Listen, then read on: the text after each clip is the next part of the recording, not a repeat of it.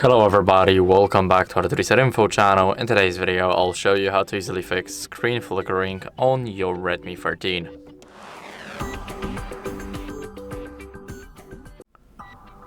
So first, what we want to do is we want to adjust the brightness in the settings. So let's unlock the phone. Now, here after unlocking it, go over to the settings.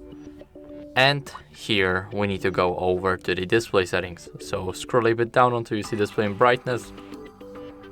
Now here I recommend disabling auto brightness. And now you guys can change the screen brightness yourself. Now after you do that, what you guys can do is go over to the Play Store and install an app called Screen Dimmer. So I'll show you guys the installation process. Let's go to search and search for the Screen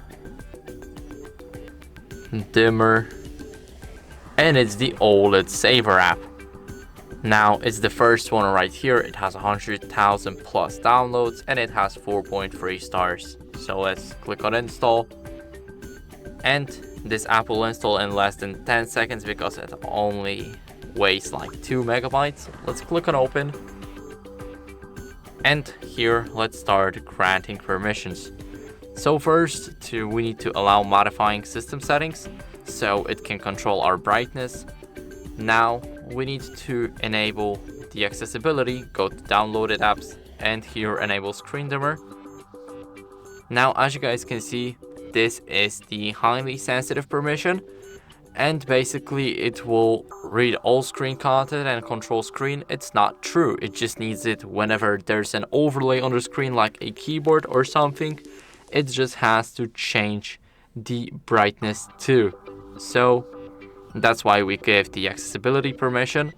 Now let's leave those settings and then grant notifications. So click on allow, and now here we can enable the service. So as you guys can see, we can change it just like that. And if we do not like the way the app works, we can just disable the service. And let me change the brightness now. Now if we don't like the app, we can simply uninstall it. There's no catches, so you can just do that, and now uninstall the Screen Dimmer whenever we feel like the app is not working well.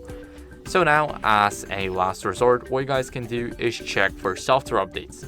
So go over to the settings and here go to About Phone. Now click on HyperOS, and as you guys will see, I have to click again.